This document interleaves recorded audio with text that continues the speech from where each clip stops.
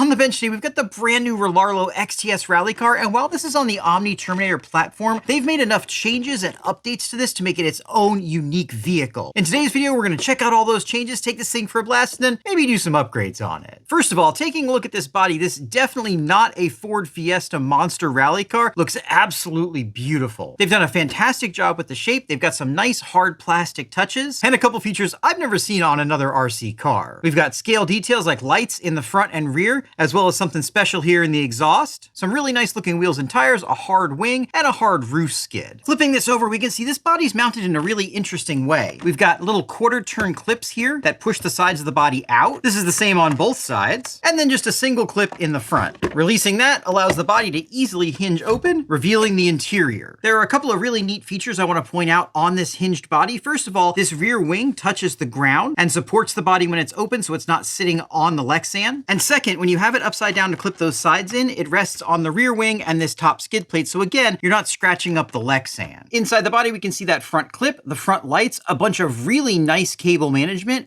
a light controller, and then what I really like to see is an easy to remove connector for taking the body off.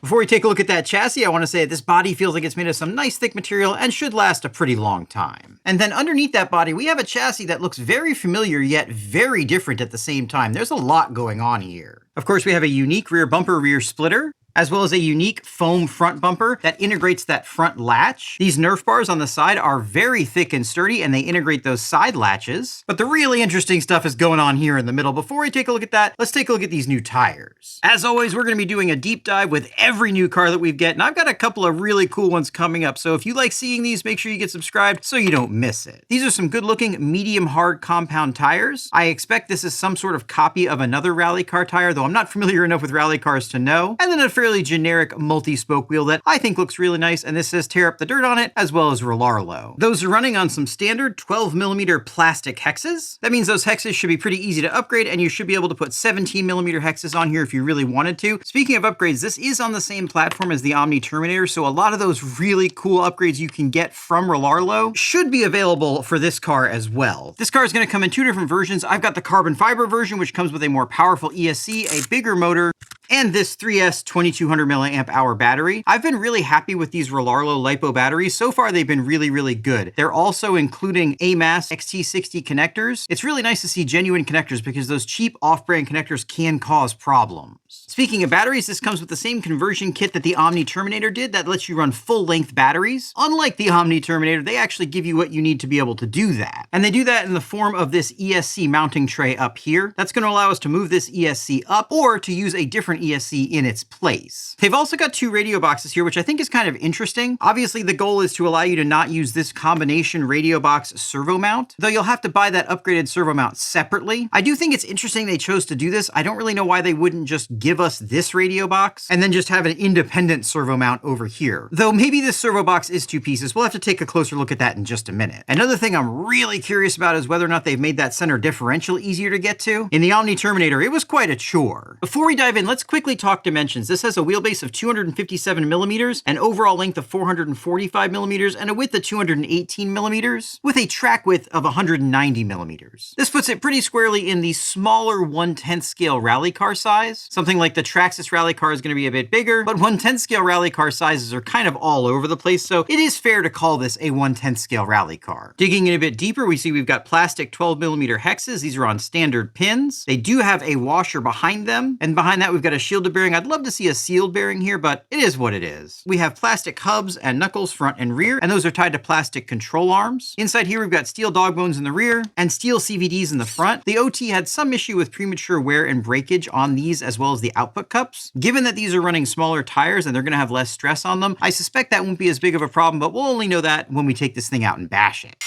Taking a closer look at this shock, we've got a threaded aluminum body shock with a plastic lower perch and a composite plastic and aluminum top cap. This has quickly become my favorite type of top cap. The aluminum threads make sure this doesn't pop off, but the plastic top gives it a little bit of flexibility so it doesn't get bent. These feel nice and plush, and I don't feel a lot of air in there, so we probably won't have to dig into these. Hiding under that, you can see we've got a sway bar in the rear. There's also one in the front. On the underside, we do have 1.5mm screws. Make sure you're very careful with these, especially the ones that go into aluminum. You need to be using a good bit. This MIP 1.5mm is great. You need to make sure there's no dirt in these and be really careful taking them out, because if you strip them, it's a real pain. Especially the first time you take these out, I would recommend using hand tools. That way you can kind of get a feel for whether or not they're going to want to strip. That one felt pretty good, as did that one. These go into plastic, so I'm not worried about them. And now we can pull the rear body mount and hinge off. As you've come to expect from Rlaarlo, these plastics do feel really nice. Pulling off this D-block, you can see it's a nice, thick, chunky piece of 6061 stamped aluminum. Decent looking hinge pins. These do go into plastic pills, though I don't think we have adjustment options for these pills. And that should be plenty strong enough for these shorter control arms. As you can see here, we do have appropriately shorter dog bones in the rear to go with those control arms. And then these lower control arms also have carbon inserts on the carbon version. I assume the alloy version won't have those. Whether or not you think that's a good thing depends on how much flex you think the arms should have. I like my arms to be able to flex. It's probably not as big of a deal in this car though. And we should just be 2 screws away from getting to this rear diff. And then pulling the cover off, we can get this diff out of here. As you can see, because this is the carbon version, we do have spiral bevel gears. And these output cups definitely look different from what I remember seeing on the Omni Terminator. I wonder if they changed the material to make these more durable. I definitely hope so, but we'll have to find out. Now, let's go ahead and pop this open and see if anything's different on the inside.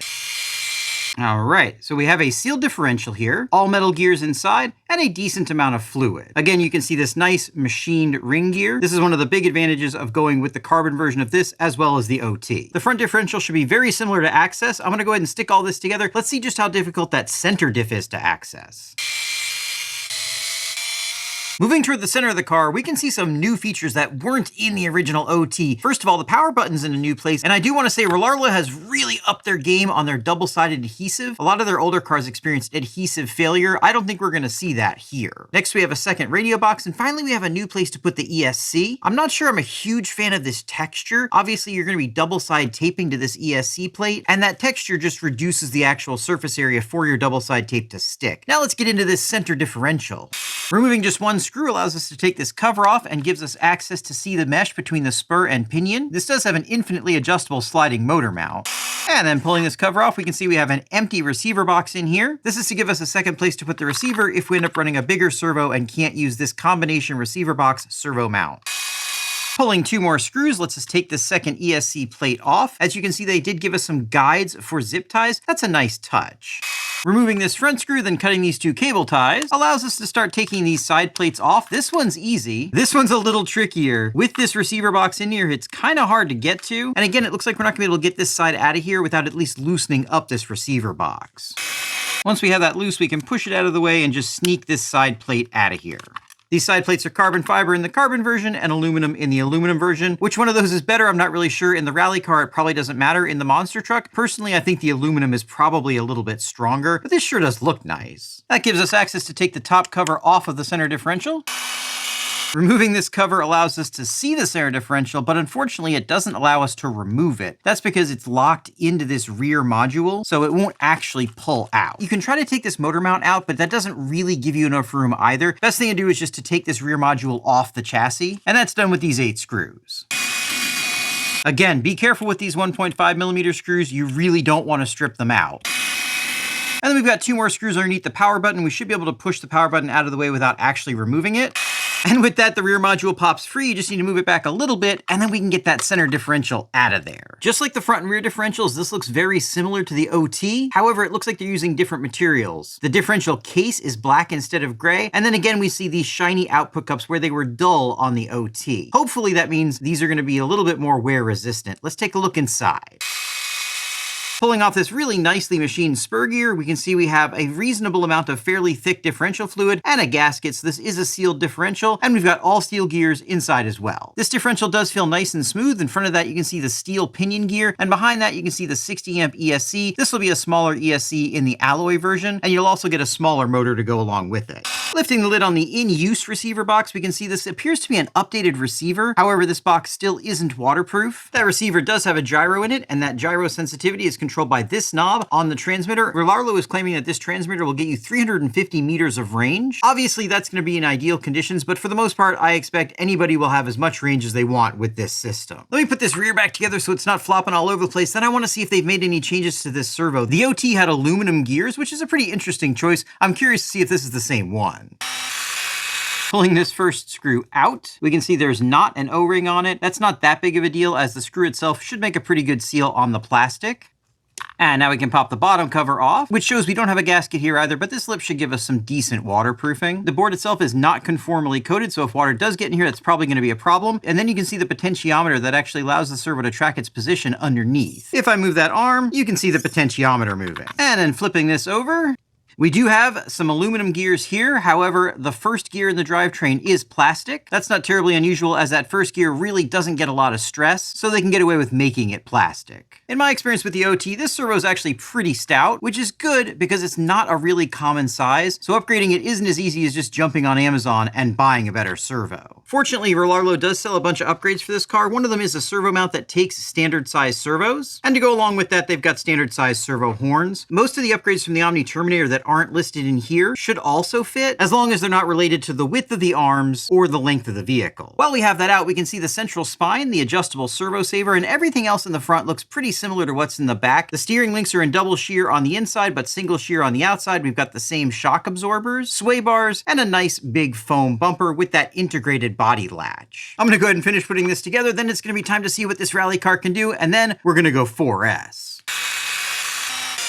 One thing I noticed putting this together is that while most of this body is very thick, the area where the hinge attaches is actually paper thin. There's only one way to find out whether or not that's going to be a problem. Let's go bash this thing. On the box, they're claiming between 35 and 50 miles an hour. Let's see. Feels nice and stable with the gyro. Here we go. Full throttle. That feels pretty good. Full throttle. Not bad. You can see the little backfire light. That's cool. One more pass. All right, let's see what that was. 40 miles an hour. That's not too bad. I'm sure it'll go faster with a bigger pinion, but for now, let's see how she bashes.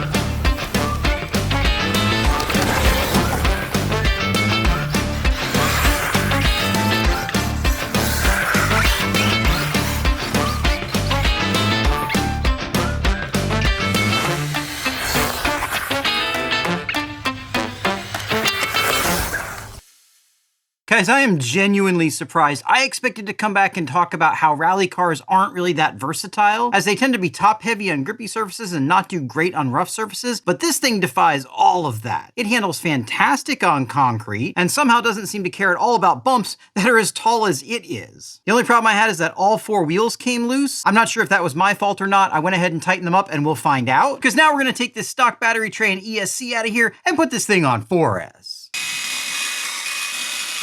And after removing all the stock mount parts, we just need to screw in the new hold downs. And with that change and the included straps, you can install much larger batteries. And now I'm just gonna pop this 4S ESC in the upper mount, which still gives us plenty of room to mount our bigger batteries. And let's go see if she's any faster. Definitely more peppy, still pretty stable. Full throttle. Ah, she feels really good. Full throttle. All right, let's see what that was. All right, guys, 50 miles an hour. That's pretty good, and she could definitely do better with some more gearing. Let's go see how she does in grass.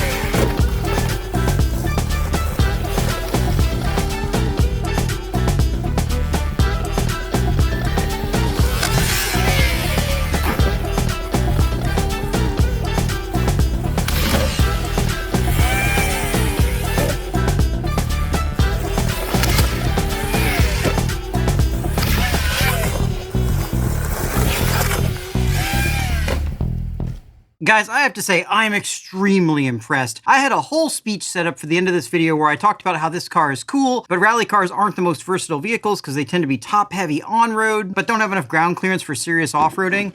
This thing completely breaks that mold. This car is absolutely beautiful on the outside, it looks super scale when you're driving it, and the monster truck heritage really shows through. I broke nothing on this except popping one taillight out of the body, which will be super easy to fix, and this thing went a bunch of places it had absolutely no business being. It's really versatile with ESC and battery mounting options, and overall, I have to say without a doubt, this is the most fun rally car I've ever driven, hands down. We know it's going to be pretty durable because it's on the Omni Terminator platform, and it'll do everything it should do and a whole bunch of stuff it really shouldn't be doing. And it does all that at a pretty reasonable price. You're going to be able to pick up the carbon version like this for 300 bucks. You can get the metal version for 250 bucks, or if you want to put your own electronics in, 200 bucks, you can get yourself a roller. Rlaarlo is one of the only companies that are doing rollers, and I really appreciate them doing that because some people just want to put their own stuff in them. And if you want to, you can save a decent amount of money and just do it yourself. All that being said, I don't have a ton of experience with rally cars. I do have a decent amount, but I'm sure there are people out there with more experience than me. Based on the bashing you saw in this video, let me know, does this seem like something special to you, or do you think all rally cars can do what this thing did? Once you've done that and subscribed, take a look at one of these videos.